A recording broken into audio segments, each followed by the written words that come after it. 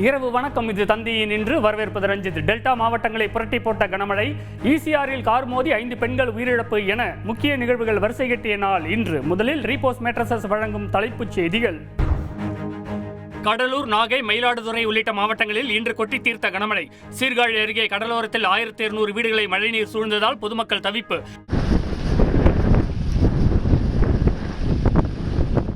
Delta மாவட்டங்களில் பல்லாயிரம் acre சம்பா பயிர்கள் நீரில் மூழ்கியதால் விவசாயிகள் வேதனை. வங்கக்கடலில் நிலவும் ஆழ்ந்த காற்றழுத்த தாழ்வு மண்டலத்தின் வேகம் குறைந்தது. மணிக்கு 10 கிலோமீட்டர் வேகத்தில் நகர்ந்து வருவதாக வானிலை ஆய்வு மையம் இன்று தகவல். வங்கக்கடலில் உருவாகும் பெங்கல் புயல் மரக்காணம், மாமல்லபுரம் இடையே கரையை கடக்க வாய்ப்பு. நாகை, மயிலாடுதுறை, காரைக்காலில் கனமழை பெய்யும் என தகவல். செங்கல்பட்டு மாவட்டம் திருப்போரூர் அருகே ஆடு மேய்த்துக் கொண்டிருந்தவர்கள் மீது கார் மோதியதில் 5 பெண்கள் பலி. போதையில் காரை ஓட்டி வந்த இளைஞர்கள் மீது பொதுமக்கள் சரமாரி தாக்குதல்.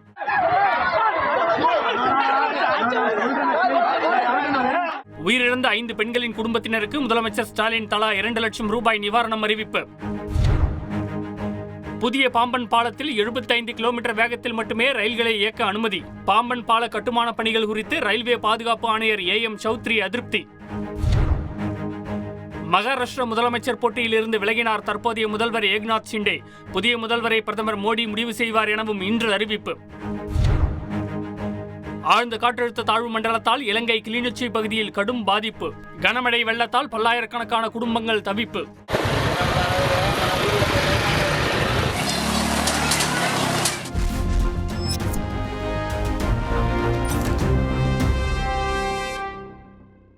வங்கக்கடலில் உருவாகும் பெங்கல் புயல் மரக்காணம், மாமல்லபுரம் இடையே கரையை கடக்க வாய்ப்பு இருப்பதாக தகவல் வெளியாகியுள்ளது. இதனிடையே டெல்டா மாவட்டங்களில் பெய்த கனமழையால் சம்பா சாகுபடி கடுமையாக பாதிக்கப்பட்டுள்ளது. இதுகுறித்து விவசாயிகளின் கருத்துக்களுடன் இணைகிறார் செய்தியாளர் அமிர்தலிங்கம். வங்கக்கடலில் நிலை கொண்டுள்ள புயல் சின்னம் காரணமாக நாகை, திருவாரூர், மயிலாடுதுறை, தஞ்சாவூர் உள்ளிட்ட டெல்டா மாவட்டங்களில் 2வது நாளாக இன்றும் கனமழையானது கொட்டி தீர்த்து வருகிறது. இதனால் பொதுமக்களின் இயல்பு வாழ்க்கை முற்றிலும் முடங்கியுள்ளது. நாகை நரியங்குடி கிராமத்தை வெள்ளம் சூழ்ந்ததால் அங்கு வசித்த 50க்கும் மேற்பட்ட குடும்பங்களை சேர்ந்த மக்கள் விடிய விடிய தூங்க முடியாமல் பரிதவித்தனர்.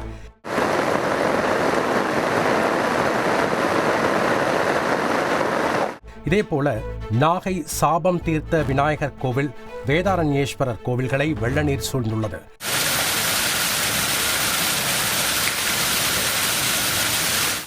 சீர்காழி அருகே சுமார் 1200 வீடுகளை மழைநீர் சூழ்ந்ததால் மக்களின் இயல்பு வாழ்க்கை பாதிக்கப்பட்டது.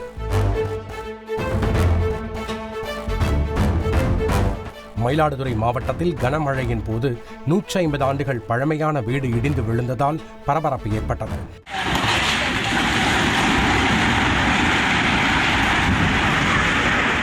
வீட்டில் வசித்தவர்கள் பின்பகுதியில் இருந்ததால் அதிர்ஷ்டவசமாக உயிர் தப்பினர்.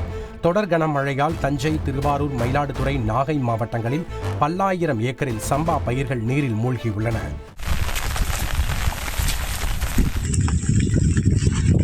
செய்தியாளர் அமிர்தலிங்கம் வழங்கும் கூடுதல் தகவல். வயல்வெளி முழுவதுமாக தற்போது கடல் போல் காட்சியளிக்கிறது. தொடர்ந்து பெய்து வரும் இந்த மழையின் காரணமாக இந்த ஆண்டு சம்பா பயிர்கள் பெருமளவில் பாதிக்கப்படும் என விவசாயிகள் வேதனை தெரிவித்திருக்கிறார்கள். இது குறித்து தஞ்சையைச் சேர்ந்த விவசாயிகள் பிரபாகரன், வைரமுத்து, சாம்பமூர்த்தியிடம் பேசினோம். எல்லாம் நடவு நட்டு ஒரு 2 வாரமாக தண்ணியிலே முழுகி இருக்கு.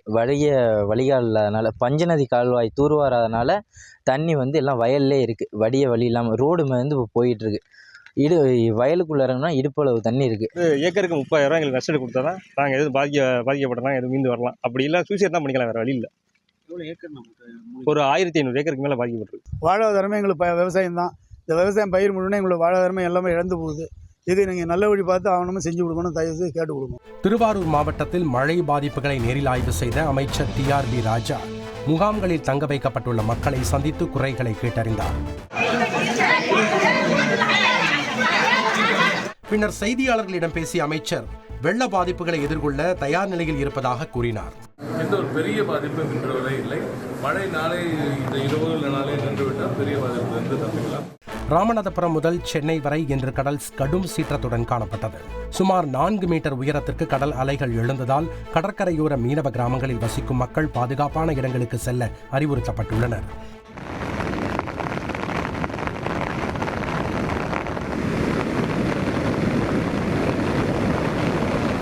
புதுச்சேரி கடற்கரை பகுதியில் நேரில் ஆய்வு செய்த முதலமைச்சர் ரங்கசாமி சுற்றுலா பயணிகள் பொதுமக்கள் கடலில் இறங்குவதை தடுக்க கண்காணிப்பை தீவிரப்படுத்துமாறு அதிகாரிகளுக்கு உத்தரவிட்டார். இலங்கையிலும் தொடர் கனமழை பெய்து வருவதால் யாழ்ப்பாணம், கிளிநொச்சி, முல்லைத்தீவு, மன்னார் உள்ளிட்ட மாவட்டங்களில் 1 லட்சம் மக்கள் பாதிக்கப்பட்டுள்ளதாக தகவல் வெளியாகியுள்ளது.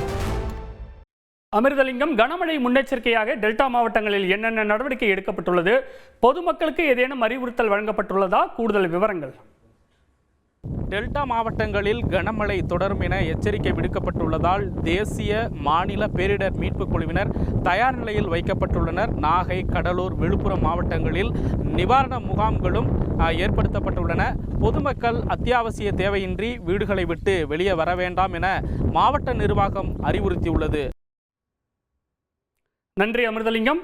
செங்கல்பட்டு மாவட்டம் திருப்போரூர் அருகே ஆடு மேய்த்துக் கொண்டிருந்தவர்கள் மீது அதிவேகமாக வந்த கார் மோதியதில் 5 பெண்கள் சம்பவ இடத்திலேயே பரிதாபமாக உயிரிழந்தனர். உயிரிழந்தவர்கள் குடும்பத்துக்கு முதலமைச்சர் ஸ்டாலின் தலா 2 லட்சம் ரூபாய் நிவாரணம் அறிவித்துள்ளார். பதற வைக்கும் நிகழ்வினை விவரிக்கிறார்கள் செய்தியாளர்கள் நந்தகோபால் மற்றும் பிரகாஷ். செங்கல்பட்டு மாவட்டம் திருப்போரூர் ஈசிஆர் சாலை அருகே ஆடு மாடு மேய்த்து கொண்டிருந்த பெண்கள் சாலையோரம் அமர்ந்திருந்ததாக தெரிகிறது. அப்போது சென்னையிலிருந்து மாமல்லபுரம் நோக்கி அதிவேகமாக சென்ற கார் சாலையோரம் அமர்ந்திருந்தவர்கள் மீது மோதியுள்ளது. இதில் பண்டிதமேடு கிராமத்தைச் சேர்ந்த 5 பெண்கள் சம்பவ இடத்திலேயே உடல் நசுங்கி உயிரிழந்தனர்.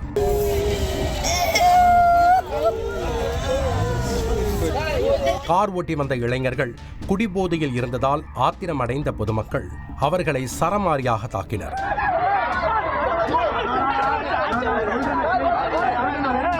தகவல் அறிந்து வந்த போலீசார் விபத்தை ஏற்படுத்தியவர்களை பொதுமக்களிடமிருந்து மீட்டு அழைத்துச் சென்றனர்.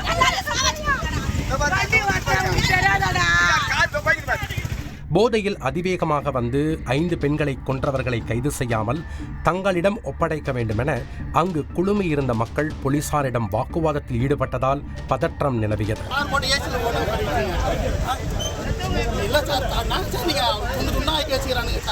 விபத்து குறித்து பண்டிதமேடு கிராமத்தைச் சேர்ந்த முருகேசன், மாலா, லதா ஆகியோரிடம் பேசினோம். தடுமாறி தான் வண்டி ஓட்டு போகிறோம். ஆட்டோவை மிஸ் பண்ணால் அதுக்கு ஆட்டோவுக்கு முன்னாடி கிராமத்து மக்கள் எல்லாமே உட்காந்தாங்க. ஓரத்தில் அந்த லைனாக உட்காந்துருக்கு சொல்ல அப்படியே அடிச்சுட்டு அவன் தான் உள்ளே போயிருக்கணும். பட் ஆனால் ஏதோ பேலன்ஸ் பண்ணி 2-3 இது அடித்து அப்படியே எடுத்து போயிட்டு ஓரமாக அது நிறுத்திட்டான். 50 அடி ரோட்டில் அவன் முன்னாடி போயிருக்கலாம்ல. இத்தனைக்கும் ரோட்டில் எதுவுமே இல்லை, நல்லா தான் கரெக்டாக தான் இருக்குது. அப்போ அந்த ரோட்டில் வந்துட்டு அவனால் போக முடியாதா? கரெக்டாக போயிட்டு யூட்டர்ன் போட்டு அந்த ரோட்டு சக்கரை போய் பாருங்கள். அதெல்லாம் யாருமே பார்க்க மாட்டாங்க. என்ன ஒரு உயிர் போயிடுச்சு, அதுக்குன்னா நிவாரணம் என்னம்மா பண்ணணும், அது சாவை எடுக்கணும், இதை மட்டும் தான் பண்ணுவாங்க. அதுக்கு உண்டான ஆக்ஷனை எடுக்க ஒருத்தருக்கு பனிஷ்மெண்ட் கொடுத்து பாருங்க, இன்னொருத்தனை திருந்துவான். தலையே இல்லை, கால் இல்லை, கை இல்லை, கூழா கிடக்குறாங்க. அந்த அளவுக்கு வண்டி ஓட்டுன்னு போறாங்கன்னா அவங்கள விடலாமா? தொடர்ந்து உயிரிழந்தவர்களின் உடல்களை மீட்ட போலீசார் பிரேத பரிசோதனைக்காக செங்கல்பட்டு அரசு மருத்துவமனைக்கு அனுப்பி வைத்தனர். ஒரே கிராமத்தைச் சேர்ந்த 5 பெண்கள் விபத்தில் உயிரிழந்தது பண்டிதமேடு பகுதி மக்களிடையே சோகத்தை ஏற்படுத்தியுள்ளது. செய்தியாளர் பிரகாஷ் வழங்கும் கூடுதல் தகவல். இந்த விபத்து சம்பவத்துக்கு இரங்கல் தெரிவித்திருக்கக்கூடிய முதலமைச்சர் திரு மு.க. ஸ்டாலின் பலியான குடும்பத்தினருக்கு தலா 2 லட்சம் ரூபாய் நிவாரண உதவி முதலமைச்சருடைய பொது நிவாரண நிதியிலிருந்து வழங்கப்படும் என்று அறிவித்திருக்கிறார். ரஞ்சித். நன்றி பிரகாஷ். நடிகர் தனுஷ், ஐஸ்வர்யா தம்பதிக்கு விவாகரத்து வழங்கி சென்னை குடும்ப நல நீதிமன்றம் இன்று உத்தரவிட்டுள்ளது. நடிகர் தனுஷ், ஐஸ்வர்யா ரஜினிகாந்த் தம்பதிக்கு கடந்த 2004ஆம் ஆண்டு திருமணம் நடைபெற்றது. கருத்து வேறுபாடு காரணமாக தங்களது 17 ஆண்டு கால திருமண உறவில் இருந்து விலகுவதாக இருவரும் கடந்த 2022ஆம் ஆண்டு அதிகாரப்பூர்வமாக அறிவித்தனர்.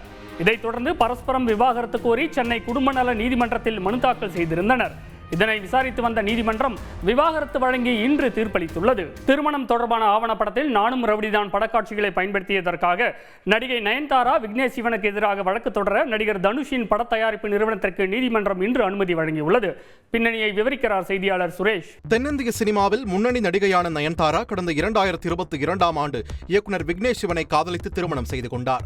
நயன்தாரா, விக்னேஷ் சிவனின் திருமணம் தொடர்பான ஆவணப்படம் பிரபல OTT தளத்தில் Nayanthara beyond the fairy tale கோயில் என்ற பெயரில் கடந்த 18ஆம் தேதி வெளியானது. 2015 வெளியான நானும் ரவுடிதான் படம் மூலம் காதலில் விழுந்த விக்னேஷ் சிவன், நயன்தாரா அந்த படத்தின் காட்சிகளை தங்களது ஆவணப்படத்தில் பயன்படுத்த படத்தின் தயாரிப்பாளரான நடிகர் தனுஷ் அனுமதி அளிக்க மறுத்துவிட்டதாகவும், படப்பிடிப்பு தளத்தில் எடுக்கப்பட்ட 3 வினாடி காட்சிக்கு 10 கோடி ரூபாய் நஷ்டஈடு கேட்பதாகவும் குற்றச்சாட்டுகளை முன்வைத்தது தமிழ் சினிமாவில் பெரும் சர்ச்சையாக வெடித்தது.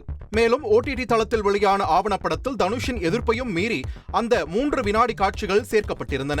இந்த நிலையில் நயன்தாரா விக்னேஷ் சிவனுக்கு எதிராக வழக்கு தொடர அனுமதி கோரி நானும் ரவுடிதான் படத்தை தயாரித்த நடிகர் தனுஷின் ஒண்டபார் நிறுவனம் சென்னை உயர்நீதிமன்றத்தில் இன்று மனு தாக்கல் செய்திருப்பது பரபரப்பை ஏற்படுத்தியிருக்கிறது.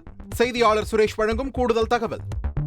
இந்த மனுவை ஏற்றுக்கொண்ட உயர்நீதிமன்றம் வழக்கு தொடர அனுமதி அளித்து உத்தரவிட்டிருக்கிறது. இதன் தொடர்ச்சியாக நடிகர் தனுஷின் ஒண்டர்பார் நிறுவனம் தரப்பில் உரிமையியல் வழக்கு தாக்கல் செய்யப்படும். அந்த வழக்கு விசாரணைக்கு வரும்போது அந்த வழக்கு தொடர்பாக பதிலளிக்க வேண்டும் என்று நெட்ஃப்ளிக்ஸ் மட்டுமல்லாமல் நடிகை நயன்தாரா, இயக்குனர் விக்னேஷ் சிவன் உள்ளிட்டோருக்கு நோட்டீஸ் அனுப்ப உத்தரவிடப்படும் என எதிர்பார்க்கப்படுகிறது. ரஞ்சித். நன்றி சுரேஷ். எதிர்க்கட்சிகளின் கடும் அமளியால் நாடாளுமன்ற இரு அவைகளும் இன்று 2வது நாளாக முடங்கின.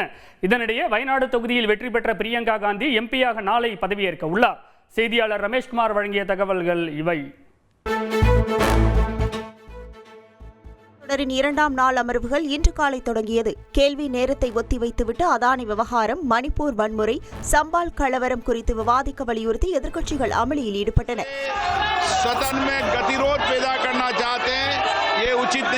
இதனால் மாநிலங்களவை காலை 11:30 மணி வரைக்கும், மக்களவை பகல் 12 மணி வரைக்கும் ஒத்திவைக்கப்பட்டது. பின்னர் அவை கூடியதும் கூச்சல் குழப்பம் நீடித்ததால் இரு அவைகளும் நாள் முழுமைக்கும் ஒத்திவைக்கப்பட்டன. முன்னதாக மக்களவையில் கேள்வி நேரத்தில் பேசிய மத்திய தகவல் ஒலிபரப்புத்துறை அமைச்சர் அஸ்வினி வைஷ்ணவ், OTT தொடர்களில் ஆபாச காட்சிகளை தடுக்க புதிய சட்டம் இயற்றப்படும் என்றார். நாடாளுமன்ற வளாகத்தில் செய்தியாளர்களிடம் பேசிய ராகுல் காந்தி, சிறையில் அடைக்கப்பட வேண்டிய அதானியை மத்திய அரசு பாதுகாப்பதாக குற்றம் சாட்டினார். நூற்றுக்கணக்கான மக்கள் சிறிய குற்றச்சாட்டுகள்ல கைது செய்யப்படுறாங்க. ஆனா அமெரிக்காவால பல ஆயிரம் கோடி ரூபாய் முறைகேட்டில் ஈடுபட்டதா குற்றம் சாட்டப்படும் ஜென்டில்மேன் கௌதம் அதானியை மோடி அரசு பாதுகாக்குது. இதனிடையே நாடாளுமன்றத்தில் நடைபெற்ற இந்தியா கூட்டணி ஆலோசனைக் கூட்டத்தில் காங்கிரஸ், திமுக, மதிமுக உள்ளிட்ட கட்சித் தலைவர்கள் கலந்து கொண்டனர். செய்தியாளர் ரமேஷ்குமார் வழங்கும் கூடுதல் தகவல். இந்தியா கூட்டணியின் இன்றைய ஆலோசனைக் கூட்டத்தில் பங்கேற்காத திரிணாமுல் காங்கிரஸ் கட்சி நாடாளுமன்ற கூட்டத்தொடருக்கான வியூகங்கள் வகுப்பது தொடர்பாக தனியே ஆலோசனைக் கூட்டம் ஒன்றை நடத்தியுள்ளது. இதனால் இந்தியா கூட்டணியில் விரிசல் ஏற்பட்டுள்ளதா என்ற கேள்வி எழுந்துள்ளது. ரஞ்சித். நன்றி ரமேஷ்குமார். ராமேஸ்வரம் மண்டபம் இடையே கட்டப்பட்டுள்ள புதிய ரயில்வே பாலத்தில் ரயிலை இயக்க ரயில்வே பாதுகாப்பு ஆணையர் அனுமதி வழங்கியுள்ளார். ஆனால் புதிய பாலத்தின் கட்டுமானம் குறித்து அவர் முன்வைத்துள்ள குற்றச்சாட்டுகள் பரபரப்பை ஏற்படுத்தியுள்ளது. இது குறித்து ஓய்வு பெற்ற ரயில்வே அதிகாரியின் கருத்துக்களை கேட்டறிந்தேன். விவரங்கள் இவை. ராமேஸ்வரம் மண்டபம் இடையே கடந்த 1914ஆம் ஆண்டு ஆங்கிலேயர்களால் கட்டப்பட்ட பாம்பன் ரயில்வே பாலம் 100 ஆண்டுகளை கடந்துவிட்டதால் 550 கோடி ரூபாய் செலவில் புதிய பாலத்தை இந்திய ரயில்வே கட்டி முடித்துள்ளது.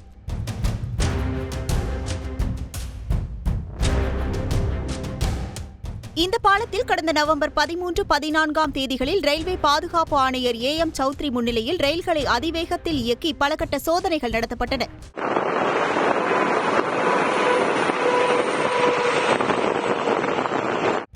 ஆய்வின் அடிப்படையில் தனது அறிக்கையை ரயில்வே அமைச்சகத்திடம் AM சௌத்ரி சமர்ப்பித்துள்ளார். அதில் புதிய பாலத்தில் பயணிகள் ரயிலை அதிகபட்சமாக 75 கிலோமீட்டர் வேகம் மட்டுமே இயக்க வேண்டும் என்றும், செங்குத்து தூக்கு பாலத்தில் 50 கிலோமீட்டர் வேகத்தில் மட்டும்தான் இயக்க வேண்டும் என்றும் நிபந்தனை விதித்துள்ளார். 58 கிலோமீட்டர் வேகத்துக்கு மேல் காற்று வீசினால் பாலத்தில் ரயிலை இயக்கக்கூடாது என தடை விதிக்கப்பட்டுள்ளது.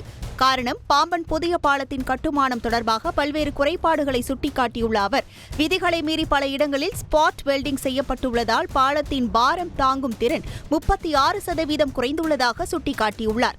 உலகிலேயே மிக மோசமான கடல் அரிப்பு ஏற்படும் பகுதிகளில் ஒன்றான பாம்பனில் கட்டப்படும் புதிய பாலத்திற்கு கூடுதல் கவனம் செலுத்தப்படவில்லை என்றும், உதிரி பாகங்கள் தற்போதே துருப்பிடிக்க தொடங்கிவிட்டது என்றும் பரபரப்பு குற்றச்சாட்டையும் அவர் முன்வைத்துள்ளார். இதுகுறித்து ஓய்வு பெற்ற ரயில்வே அதிகாரி மனோகரனிடம் பேசினோம். உறுதித்தன்மையை அதிகப்படுத்த துரித நடவடிக்கைகளை மேற்கொள்ள வேண்டும். ஒரு வலுவான பாலமாக அதை மாற்றுவதற்கான நடவடிக்கைகள் இறங்க வேண்டும்.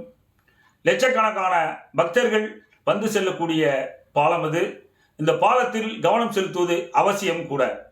பாதுகாப்பு ஆணையரின் அனுமதியை தொடர்ந்து டிசம்பர் இறுதியில் அல்லது அடுத்த ஆண்டு தொடக்கத்தில் பாம்பன் புதிய பாலத்தில் ரயில் சேவை தொடங்கும் என எதிர்பார்க்கப்படுகிறது.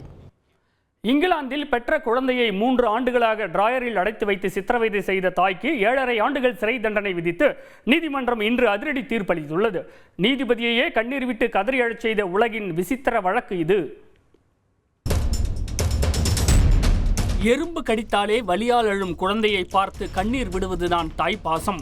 ஆனால் இங்கிலாந்தின் செஸ்டர் நகரத்தில் உள்ள நீதிமன்றத்துக்கு வந்த மிக கொடூரமான வழக்கு உலகையே நடுநடுங்கச் செய்துள்ளது. ஒரு பெண் தனக்கு 4ஆவதாக பிறந்த பெண் குழந்தையை தனது காதலன் மற்றும் மற்ற 3 குழந்தைகளிடமிருந்து மறைப்பதற்காக 3 ஆண்டுகளாக கட்டிலுக்கு கீழே உள்ள டிராயரில் மறைத்து வைத்திருக்கிறார்.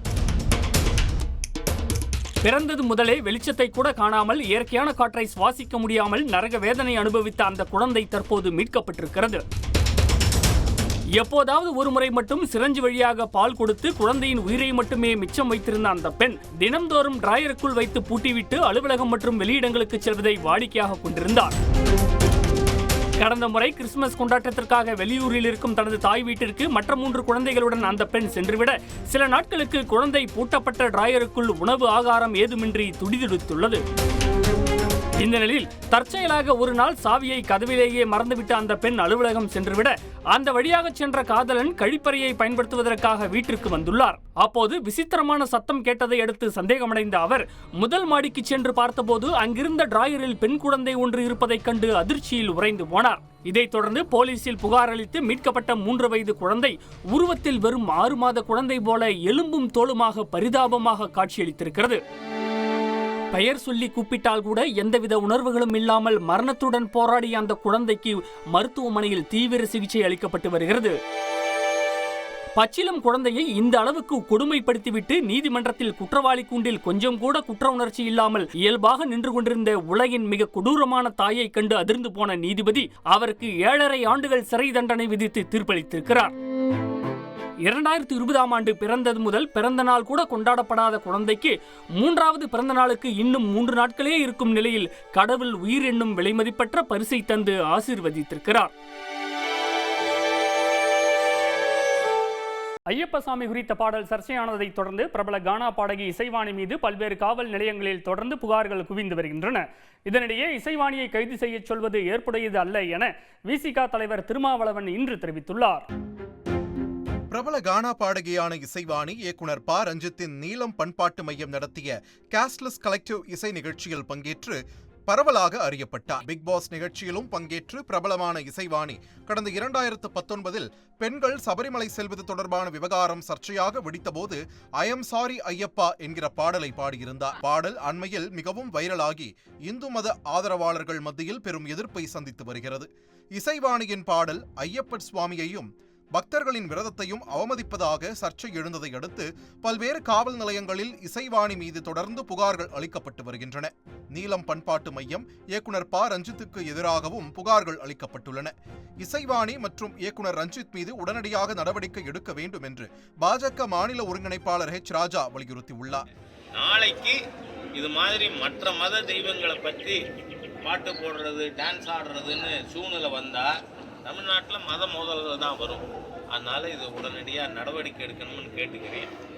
அதே சமயம் சமூக விரோதிகள் தனது தொலைபேசி எண்ணிற்கு கொலை மிரட்டல் விடுப்பதாகவும் தனது போட்டோவை மார்பிங் செய்து ஆபாசமாக சித்தரித்து சமூக வலைதளங்களில் பதிவிடுவதாகவும் பாடகி இசைவாணி காவல் ஆணையர் அலுவலகத்தில் புகார் அளித்துள்ளார்.